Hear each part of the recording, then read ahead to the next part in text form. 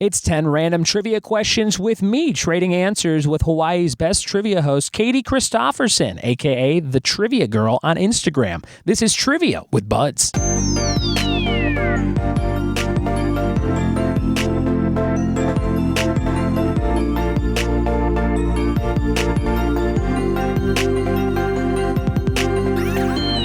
What it be? And welcome to another episode of the Trivia with Buds podcast. Also, aloha, because today we have a very special guest, my friend Katie, all the way from the island of Kauai, and you will love listening to our chat today. We talk about all kinds of trivia hosting stuff. If you want to hear some dirt, you want to hear some inside secrets, you want to talk about cheaters at trivia nights, you're going to hear all about it and what it's like to host trivia in Montana, in Chicago, and LA, and Hawaii.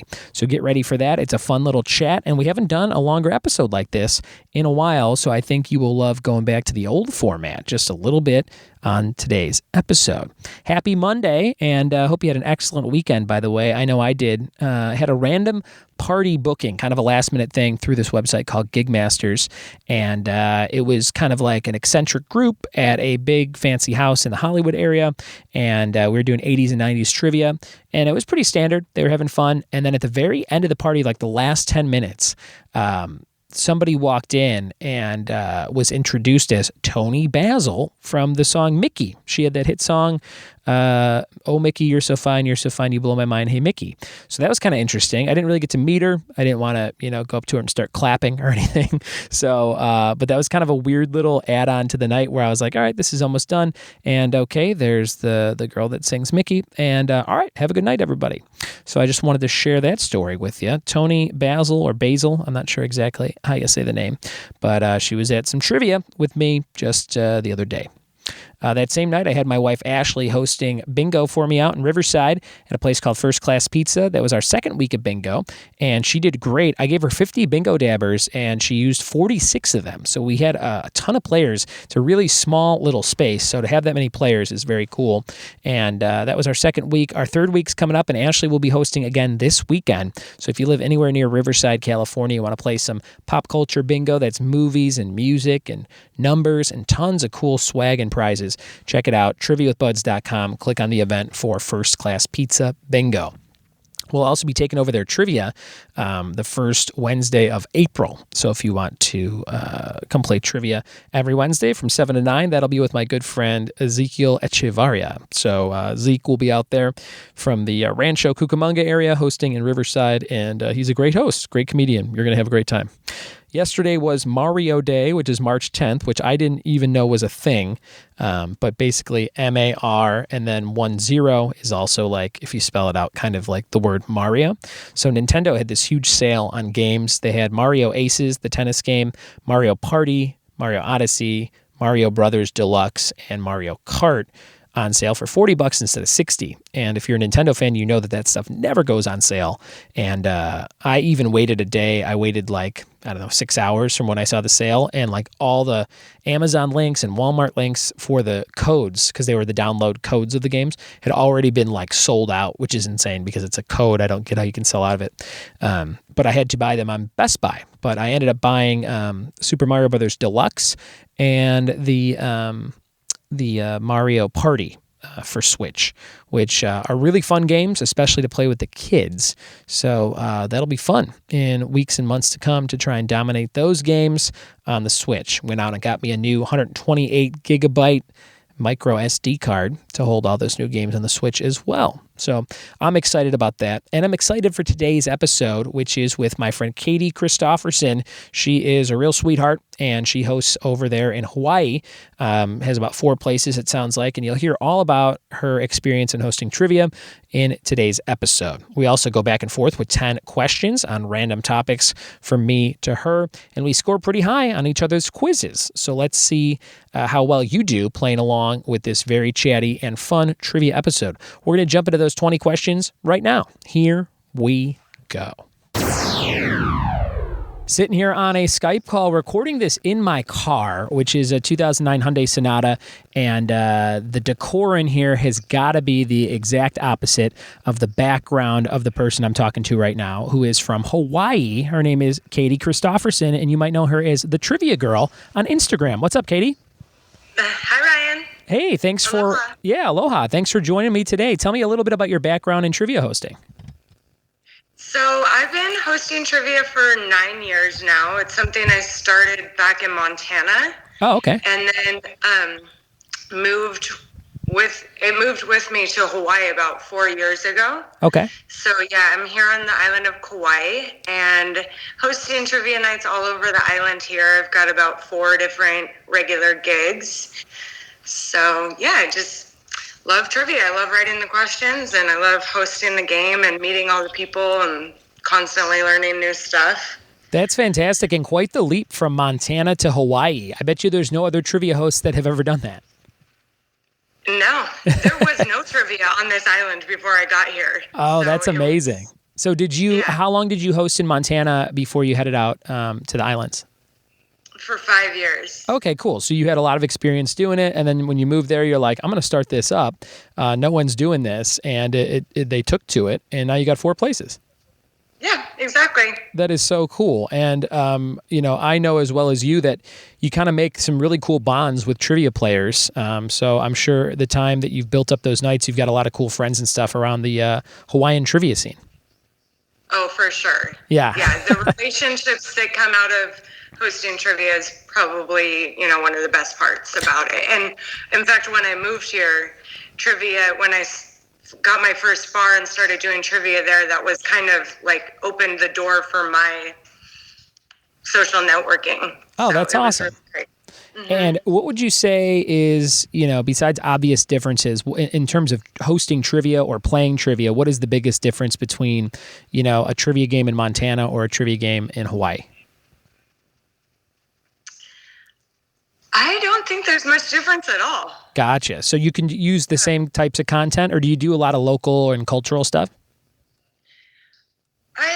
I do around here, but I still actually sell my questions that I write to a few bars back in Montana, Oregon, and Idaho. Oh, that's awesome. And so I don't send them like local Hawaii stuff, but sure. For my gigs here, I do mix in local knowledge because people love that. So. Oh yeah, of course. That's awesome. And do you have a name? Like, is the name of your?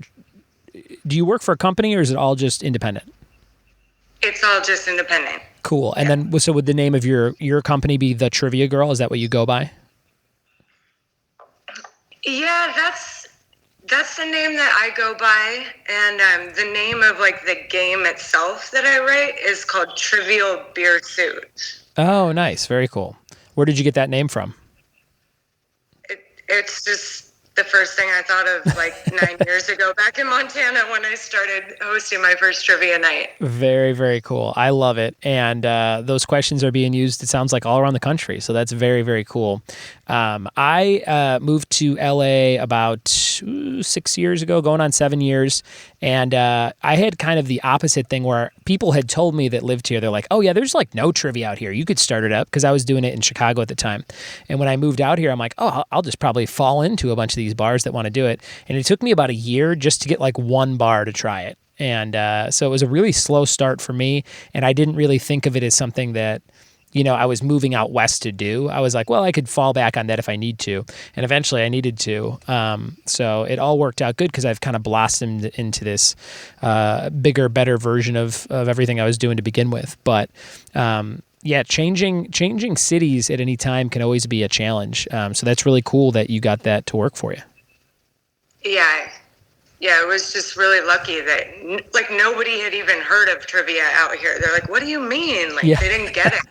Yeah. And then it caught on super fast, and now it's huge. People love it. I had a guy, I was set up at like a local beer fest recently, and this really drunk guy stopped by my table, and I was just handing out information like, hey, if you want to have a trivia party, I host trivia for a lot of the breweries here, that kind of thing. And this guy he like could not understand. He's like, so you're telling me people pay you like to go to their house and just ask them questions? I was like, yeah. I was like, literally every weekend. He's like, why would anyone do that? I'm like, hey man, I don't know. But he was like almost perturbed. Like, why is this a thing? Why are you telling me about this? And it's one of those niche things where, like, you know, my brother asked me today, he goes, do you think you'll be doing this in your 50s? And I said, I mean, I can't imagine anything funner. I'm like, it might evolve into something else or something similar or a bigger version of what I do or something. But I'm like, you can't really ask for much more. You get paid great money to drink great beer, eat great food, and meet great people, you know? Yeah. Like make them happy and give them prizes and teach them stuff. And learn and talk about stuff that you're into. Like, you know, like, especially when you're writing the questions yourself, like, you know, that you can, you know, like I have to do it tonight. As soon as we're done, I have to kind of plan out the week and go, okay, I'm going to do a round on these 5 things. And then I just kind of come up with them. Or sometimes people will recommend things or something will be in my head from the weekend. Like today, when we're recording this, is March 10th, and that's Mario Day, which I didn't realize, but it's like MAR and then 10. So like March 10th is Super Mario Day. So I'm a Nintendo guy, and they had like a bunch of sales on Nintendo games. So I bought a bunch today for my daughter and I to play starting tomorrow. But that was something I didn't know about. So I'm like, ooh, maybe I should do a whole Mario round this week. Is that kind of how you come up with content? Are you just kind of like, what's going on in the world? Or do you have a certain way that you generate material? It's just like constantly grabbing inspiration from everywhere. Like, you know, this last week I wrote a Michael Jackson category because he was on my mind with that, like, Leaving Neverland documentary. Sure, and, yeah. You know, it's like, oh, it's the Summer Olympics right now, or it's the Grammy Awards, or, you know, I'll go to a wine tasting and then be like, oh, I'm going to do a category all about wine. Or people, like what you said, people will suggest things, and people send me messages all the time of like little trivia facts and category suggestions, and it's awesome. What are some of the things you hear more than anything else? Like, hey, when are you going to do The Office, or when are you going to do Seinfeld? Like, do you have anything like that?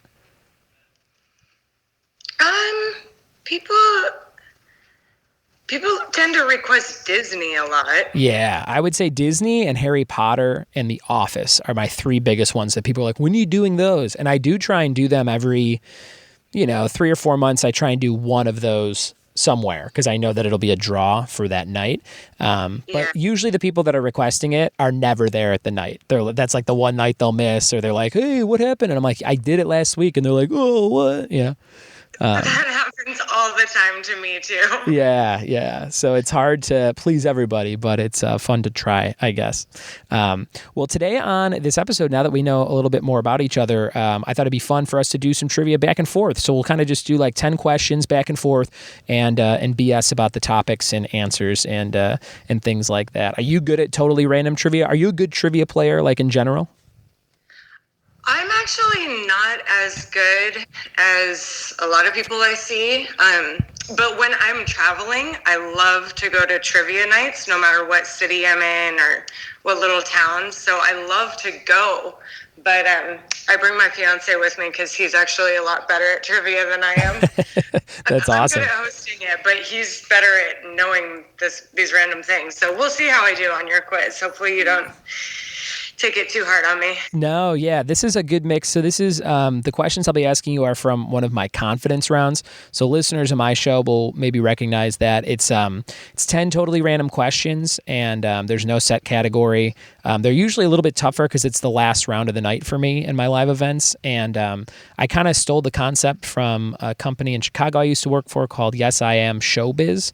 And they would just always end their trivia nights with this, and I thought it was cool. So I asked the 10 questions, and then I have the players rank their answers 10 to 1.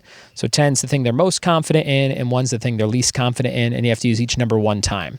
And whatever you write next to the answer, that's how many points you get if you're right. So you have to give your 10 to the thing you're most confident in, because then you'll get 10 points for that answer if you're right. That's it. Yeah, that's so cool. point system. Yeah, it's out of 55 points, and it kind of fits with the rest of the way I score and things like that. So, yeah, it just kind of mimicked the style of that company. This guy, Tony Valley, really good entrepreneur on the north side of Chicago. And he was the first person I hosted trivia for back in 2011.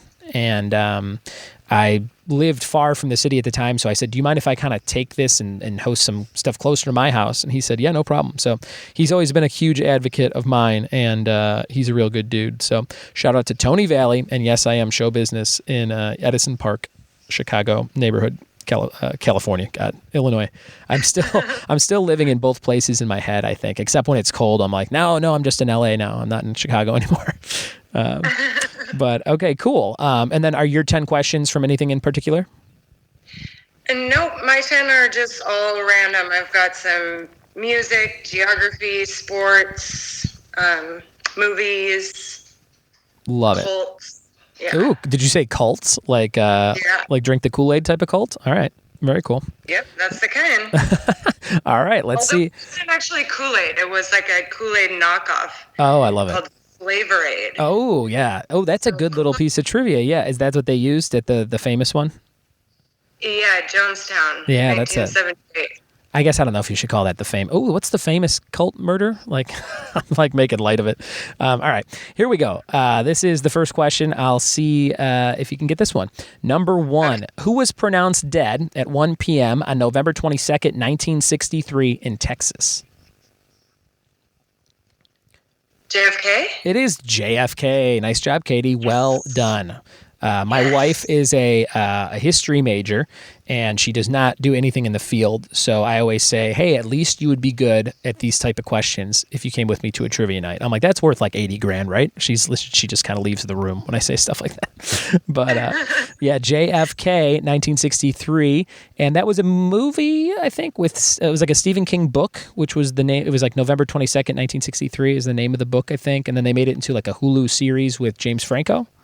Something like that. Oh, okay. I think. And I think my brothers watched it and said it was great. And I think it's about somebody who time travels and gets to go back to that date to try and like alter what happened or something like that. I vaguely remember that with James Franco. It looked interesting. All right, there you go. 1 for 1, JFK. All right, let's hear your first question. Okay. Who did Pamela Anderson marry in 2006 wearing a white bikini and a captain's hat? Captain's hat. Pamela Anderson white married bikini. Somebody. She had, I distinctly remember the white bikini in my head. And she was super tan in the picture. And let's see, she's been married to Tommy Lee and a couple other people, I think. I think the person in question, if it was 06, would probably be a musician named Kid Rock. Is that right? You got it. Nice. I just played a song by Kid. Oh, I played Cowboy yesterday. I do music bingo sometimes, and that was a song I played last night at a very fancy house in the Hollywood area. And when I put that song on, the people kind of put their noses up, like, "Why is this playing in my house?" I'm like, "It's part of the game, you know." But I love that song. yeah, it's a fun one. Here's question number 2. What athlete was born Edson Arantes do Nascimento? Number 2, what famous athlete, legendary athlete, was born Edson, Edson, Arantes? Pele? What was it? Pele? It is Pele. Nice job. Very good. Number 2, Pele. You're 2 for 2. You're a soccer fan. No, I just, have written a lot of content about Pele over the years because he's so legendary. Wouldn't it be funny if I was asking you questions like I had bought these off of you and didn't realize that, and you're like, I wrote all these questions. You wrote all these. Yeah. All right. Very good. Pele is correct. I never was a huge soccer fan, but I used to like to go to sleep to foreign soccer games on the weird channels, like cable access channels when I was in high school. I used to always fall asleep to soccer or Dragon Ball Z on the Cartoon Network. Those were my straight slumber shows. And so soccer holds a place in my heart. All right, here's number 2 for you. Okay. What mountain that straddles Switzerland and Italy inspired the shape and packaging of Toblerone? the candy bar. Ooh, I just saw a whole display of Toblerones and said, ooh, I should buy one of those. Sometimes like that in-store advertising, I'm like, that makes me want to eat that. I did not buy one, and I am not good at geography. So I'm going to say something very generic, like the Alps. Is that even a thing? Like, are the Alps like way more broad than just like one little thing? Well, I think the answer is the Matterhorn, but I believe that is in the Alps. Okay. So you kind of got like half credit. Yeah, there you go, half credit. The Matterhorn, like the ride at Disneyland with the Yeti on it. Very cool. Yes. Love it. Are you a Disney gal? Do you love Disney yourself? No, never been to Disneyland. I don't have kids, so I don't like keep up on the movies. I mean, when I was a kid, I loved Beauty and the Beast and Aladdin and The Lion King, but I've been pretty out of touch with Disney. Oh yeah, I guess having 15 years. That's a good point. I feel like I'm like, oh, I'd be into it, but mostly it's the kids and getting stuff for them to watch and things like that. I have a 4-year-old and a 1-year-old, so we're at the prime Disney age, and we live pretty close to Disneyland, so we had season passes for a while up until about 3 or 4 months ago, and then I said, hey, let's just like take a break from these for a couple of years because we go all the time. But I'm excited about the new Disney platform. I think it's called Disney Now. It comes out in early 2020. And they just announced that the entire Disney catalog of movies will be available to watch on demand on there. So I don't know if that refers to just the theatrical stuff or like all of their stuff, because that would be really cool if it was like the Mighty Ducks and, like all of their stuff, live action and older and produced and things like that. So that would be interesting. I would like to go back and watch like Fantasia and Bambi. It's like I know I've seen these at some point in my life, but it's been so long. Yeah, we have about half of them on Blu-ray as they've released them, but like to have them all digitally to watch anytime you want and not have to worry about the packaging and stuff would be pretty sweet, especially with the kids, especially if we have more kids too. So that'll be cool. I mean, if that's going to be like $10 or $12, I'm definitely going to sign up for it just because it makes sense.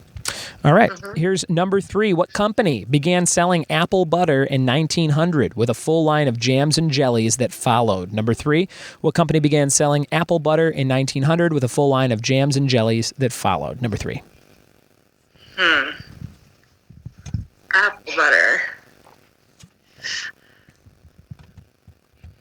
Looking for a company name, and they kicked things off with the old apple butter in the turn of the century there. Mott's? Ooh, that's a good guess. And they make the apple sauce. The answer was actually Smuckers. Oh, Smuckers. Yeah. I think of Smuckers as like strawberries. Yeah. I think they do a little bit of all those types of fruits. But Smuckers was the answer for number 3. So you got 2 out of 3 so far, only 1 miss, which is pretty good because I definitely BS'd my way through Matterhorn. All right. You got me on a good day. All right. Very good. Do you at your live nights, will you give people half credit for that kind of thing or never? On my live nights, I try not to bend the rules too much because it just keeps it easier that way. Sure. There you go. But every once in a while, if people catch me on a good night, I'm a little more generous sometimes than other nights. Most recently, this team was arguing with me about a question, and it happened to be one that I literally copy and pasted from the Jeopardy website. So I was like, hey, Jeopardy said it was this. And they were like, but that's not right. I'm like, but it's Jeopardy. They fact check everything. I'm like, I don't have any argument for you. I'm like, usually I would just go, yeah, fine, that was close enough. But it was something about world religion. I think it was the world religion of Panama. And it was like, the answer was Catholicism, and they put Christianity, and I'm like, hey, I need it to be Catholic. And they're like, that's not a world religion, and they were like going nuts about it. I'm like, hey, Jeopardy said this was the answer. I don't know what to tell you. Got to go by, Are you talking about the site jarchive.com? No, I've used that website for sure, but this one was actually like on the website. Like they do the little pop-ups and things like that every once in a while, and that one caught my eye, and I'm like, that's a pretty good question. And speaking of I'm the same way. I always use jarchive.com. Yeah. But when it comes from Jeopardy, I don't question it. Like, Right. I don't bother double checking it, you know? Yeah, I'm the same way. I'm like, yeah, there's no way that that's wrong. It's from Jeopardy. You know, they're the kings of trivia. And how about side note, Alex Trebek with his cancer announcement? Did you see that?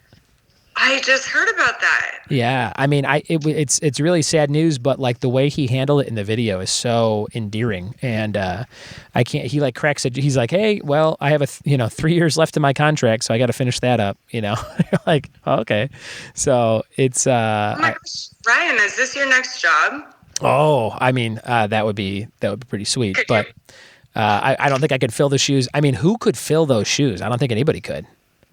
It'd be interesting. I feel like it would start with if you could grow the mustache. Yes, I guess that would be true. Yeah, I feel like I could host a show called Kinda Jeopardy, where like some of the stuff's not even that accurate, like we're talking about right now. It's like, I don't know, it's fine. Next question. All right, Kinda Jeopardy. All right, here's number 4 for you, Katie. A 2001 experiment found not just primates, but what aquatic mammals recognize themselves in mirrors.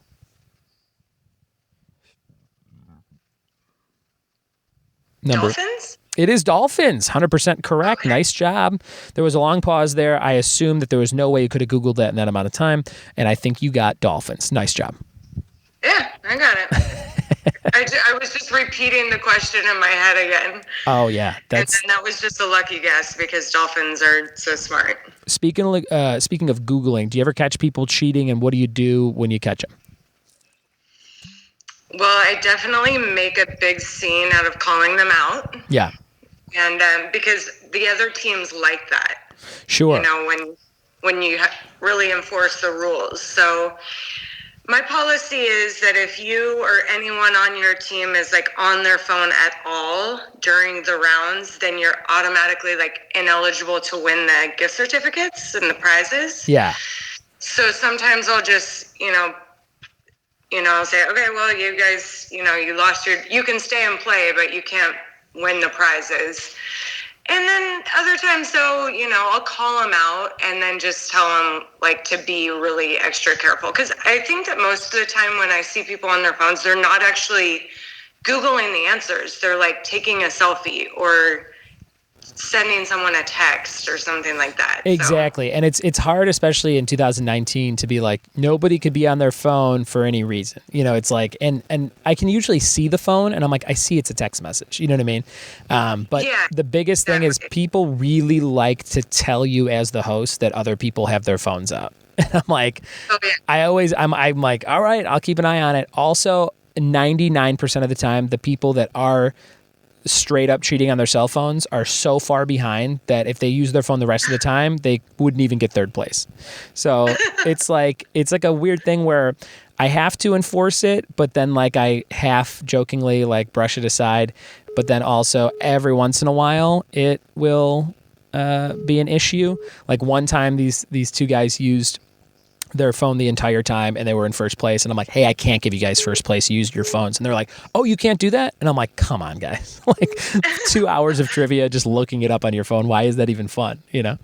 So totally. Yeah, most people get it, that like that's why they're here, is to just actually talk with their friends and see what's going on upstairs instead of just a Googling contest. But. Yeah.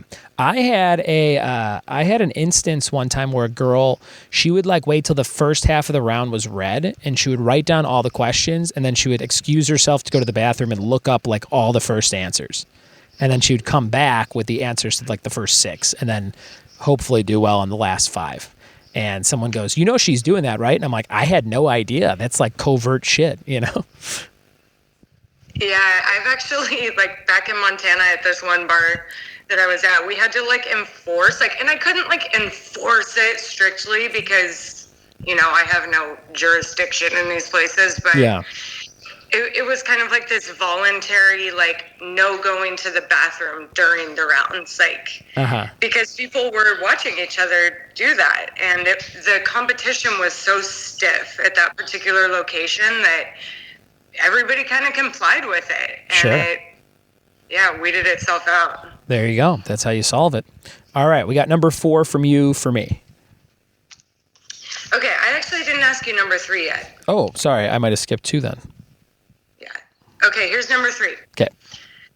Stay Puft, Puft, marshmallows is a fictional brand from what movie franchise? Ooh, I happen to know this one. I saw this movie in theaters with the wife, like our first year in LA. They play a lot of classic movies out here, like all year round. And this one came up, and I'm like, that would be cool to see in theaters. So I think we saw it around Halloween, like 2013, and on the big screen. It was very cool. Ghostbusters is the answer. You got it. Yes, Ghostbusters. I love it. I just rented the Ghostbusters cartoon for my kid from the library to watch, and she loves Slimer, which I guess was the point of the show, to get kids to love and buy all the Slimer merchandise. Did you ever hear that Slimer was kind of modeled after John Belushi, who died, who was supposed to be in the movie but then passed away? Oh, yeah, I forgot about that, but I have heard that. Yeah. That's a great one. I always thought that. Yeah, I always thought that was an interesting aside where they're like, yeah, like his grossness and slobbiness is kind of like that's how Belushi would have been on this set in a way. And I was like, that's kind of cool. Very good. So let's have you do number 4 since I skipped it on you. Okay. What supermodel was valedictorian of her Illinois, here you go, high school when she graduated in 1984? Let's see. Illinois supermodel, 84. So valedictorian of her class. Okay. So there's a lot of people that are from Illinois in my head. Somebody like Jenny McCarthy is from Illinois, but she's not really like a supermodel. But I guess she was in Playboy, so she's a model. So she's kind of in the back of my head, but I think it's somebody like Cindy Crawford. Is Cindy Crawford from Illinois? Is that right? Yep, that's right. Yes. My brother had a Cindy Crawford poster on our ceiling in the room we shared way too long as teenage guys. I just remember he's like, I'm putting this up. And I was way young. I was 10 years younger. And I was like, okay. And she had like this yellow bathing suit on. And it was like the iconic Cindy Crawford poster. I got to find that and send him one for his birthday. That'd be kind of fun. His birthday's coming up in a couple weeks. That might be perfect. All right, here we go. Number 5, what shipbuilder led a group that bought the Yankees for $10 million in 1973? What shipbuilder led a group that bought the Yankees for $10 million in 1973? Shipbuilder? Oh my gosh, I have no idea. The shipbuilder part is kind of weird. I don't know. I never knew this guy was a shipbuilder. I know his name for sure. You can maybe take a guess if you were. Is it like George Steinbrecher? You're so close. George Steinbrenner. But yeah, you got it. George Steinbrenner. Steinbrenner. Okay. Yep, George Steinbrenner. Number 5. Perfect. Well done. Are you a sports gal? You like sports? I only knew that. I pulled that out of my Seinfeld references. That's what I would have done too. I don't watch any real sports, and that's about all I would know him from. Very cool. All right, number 6 on your end. Or number 5? Number 5 on your end. Number 5. Okay, well, since you just said you didn't like sports, here's a sports question for you. Rocky. Next question. Okay, what college did 3-time Super Bowl champion Steve Young attend and play football at?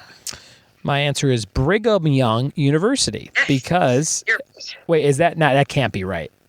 That's right. No, I was about to make a joke and say because his last name is Young. That's the real answer? Yes, and he is literally the great-great-great-great-grandson of Brigham Young. Holy shit. That just made me feel real smart because I was just kind of doing a yes and improv type thing where I was like Brigham Young because the last name's Young. Next question. And that was the actual answer. Holy cow. I'm going to brag to my brothers who love sports that I knew that question. Very cool. Isn't that a cool fact? That is a cool fact. He's a descendant of the guy at the university, and he went there. I love it. That's very cool. Yeah. Number 6 for you. What soup from Campbell's is commonly added to green bean casserole? Cream of mushroom. It is cream of mushroom. You enjoy that green bean casserole? I love it. Side note, real quick story about that. Last time I had it, and probably the last time in my life that I'll have it, was at a church potluck in Utah, not far from Brigham Young University. And it was for my wife's grandpa's funeral, and all these people from the church brought these dishes, and the green bean casserole was spoiled, and everybody got sick except me because I didn't eat it. But it was brutal, and I cannot eat that probably ever again just because of how food poisoned everyone got. Oh, gnarly. That sucks. It sucks because I do like it, and I still think it looks good sometimes. Maybe I'll give it a try at some point. There's crispy onions on top. Those are so good. I kind of just want to like eat those with a spoon, I think. Maybe just like... I do that sometimes. Yeah, we all have to do that sometimes, right? Here's number 6 from you. Okay, what actor posed nude for a 1972 centerfold in Cosmopolitan magazine? If this is the actor I'm thinking of in the picture, it's very vintage looking, and that mustache is in full form, and I think it's Burt Reynolds. You got it. Was he actually nude, or was he covered up because it was Cosmo, probably, right? But he was nude. He was nude. Like, he had his hand covering his genitals. Like, it's not like a full... you can't see everything, but he's nude. Yeah.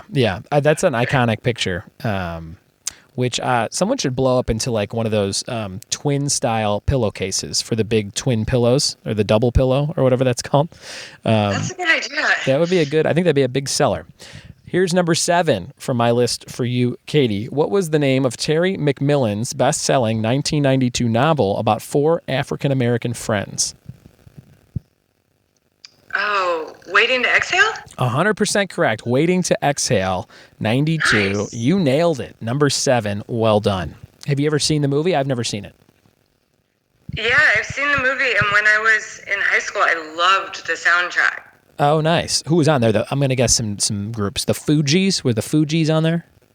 No. Not the Fugees. It was like Whitney Houston and SWV. Oh, okay. Going way back.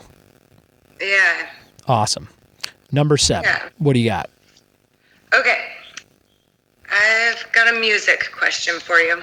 Okay, number 7. In 1985, Michigan's state legislature officially declared whose voice a natural resource? Somebody's voice was a natural resource. What does that even mean? Michigan. The state declared it a natural resource. 85, you say? Yep. If this was like 95 or 05, my guess would be Tim Allen, because he does a lot of those voiceover ads where it's like pure Michigan with his voice in it, and I could see that being a weird double on play on words with his voice being a natural resource for how much he promotes like tourism there and stuff. But 85, I feel like would be way too. That was before he was famous. So let's see, somebody's voice from Michigan. I have absolutely no idea. So I'm gonna guess Mel Blanc, who did the voice of Bugs Bunny. Nope, it was Aretha Franklin. Oh, that makes sense. That's pretty good. A natural resource. That's pretty cool. That's a cool compliment. Yeah. No one's going to ever say that about my voice because I sound like I'm still going through puberty. It squeaks so often. Here's number 8 for you from my list. In what film, sequels in quotes, does Daryl Hannah's character kill Michael Madsen's character with a black mamba snake?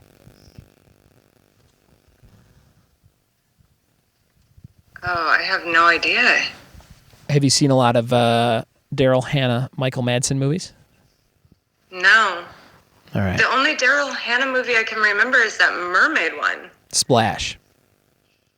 Yes. It's not Splash. That would be a dark scene in Splash if she's murdering someone with a snake. It didn't sound familiar. Yeah. Any guesses, or you want me to give the answer? Is it Quest for Fire? It's not Quest for Fire. It's Kill Bill Volume 2. So that's the sequel part. Kill Bill. She has an eye patch, her character. I forget her name. The nurse, maybe, I think is her name in that movie or something. And, goes to his trailer and gives him a box, and he opens it. It's a snake, and it bites him, and he dies slowly. It's pretty brutal scene. Pretty brutal. Okay. Yeah. Number 8, that was Kill Bill. All right, couple more questions from you, couple more from me, and we'll wrap this thing up. Okay, number 8. What 1993 Robin Williams movie won the Academy Award for Best Makeup? What was the year? 93? Yep. Ooh, that's a tough one. 1993 Robin Williams movie, Best Makeup. Let's see. Hook had some good makeup, but I think that came out in 1990. He was in that weird movie Toys, but that couldn't have won for makeup. That couldn't have won for anything. That's a pretty bad movie. 93 and Robin Williams. Why can't I think of this answer? I'm a huge Robin Williams fan. I think I've seen all his stuff. This one, like, once you hear the answer, it's like, oh, that makes so much sense. It's not 83, right? It's 93? 93. If it was like more like 83 and I don't know when it came out, I would have guessed Popeye because he has the crazy Popeye makeup on and there's a lot of cool set design and stuff in that movie.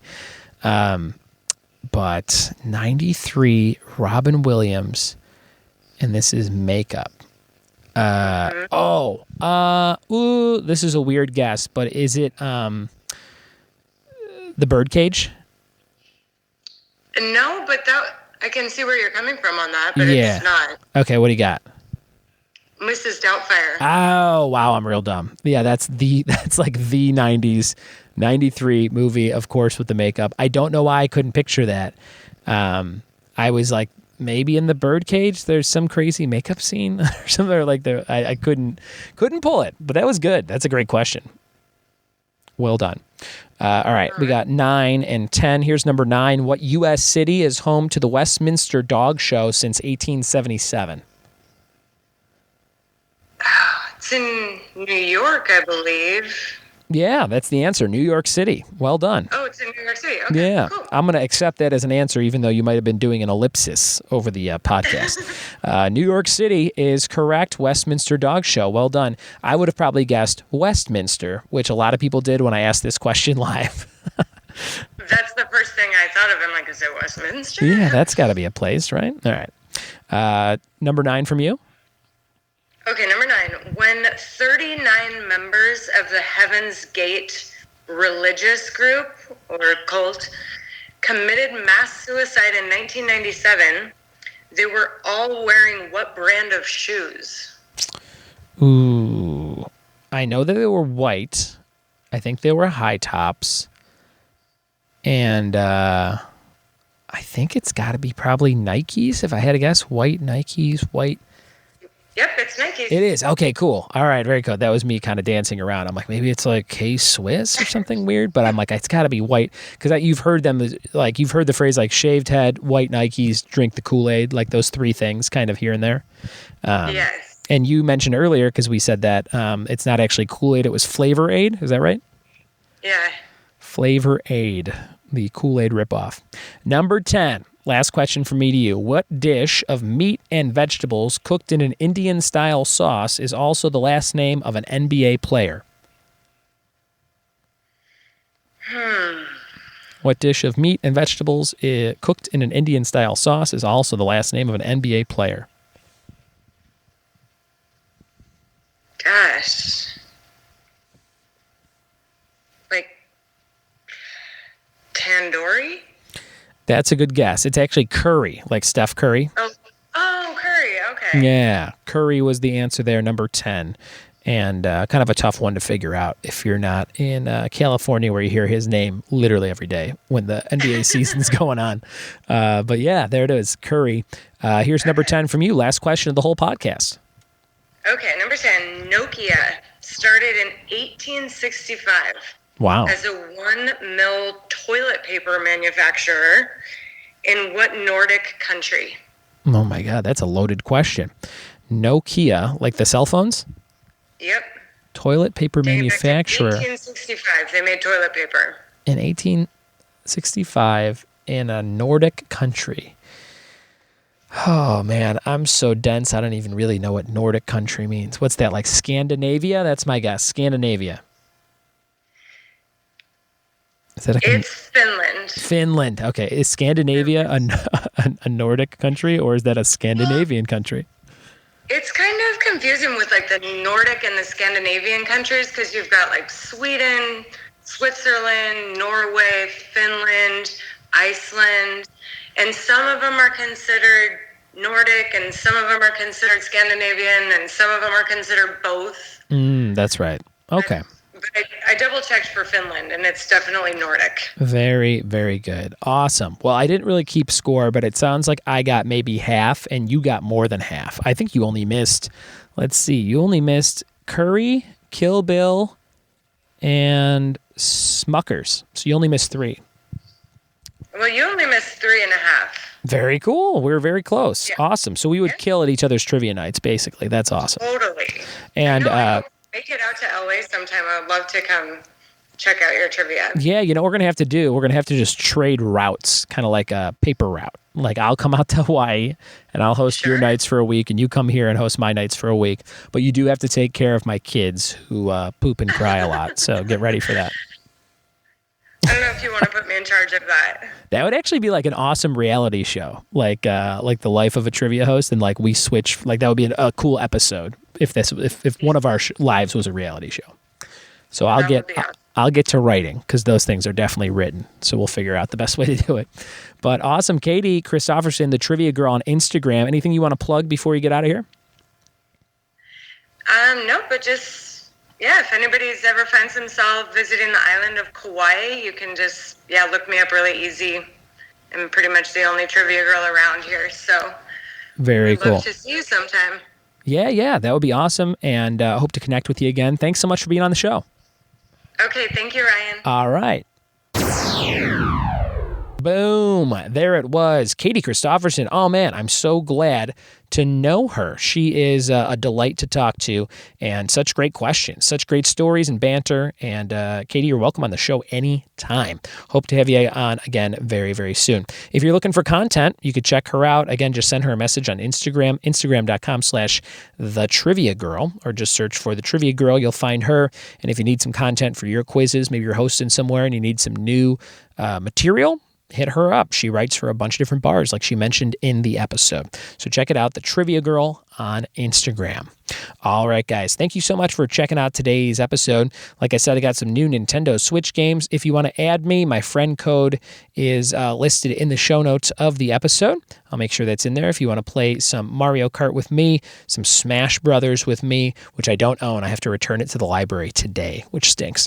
But I am going to buy that when it goes on sale. Even just $10 off would be great. And also Yoshi's Crafted World comes out March 23rd. Man, so many cool games for the Switch. But I just sold my PlayStation 4 and I'm ready to focus in on Nintendo once again as a gamer. Okay, so get my friend code, add me, we'll play some games. Also, support the show at patreon.com/trivia with buds. I would love for you to throw a buck. Even just a buck gets you access to a lot of cool content, and you get in our chat room on Discord, and we send some cool stuff in there on the daily. Come check it out. Patreon.com/trivia with buds. Thanks for listening. Thanks for telling a friend, and we'll see you tomorrow for more Trivia with me. Cheers.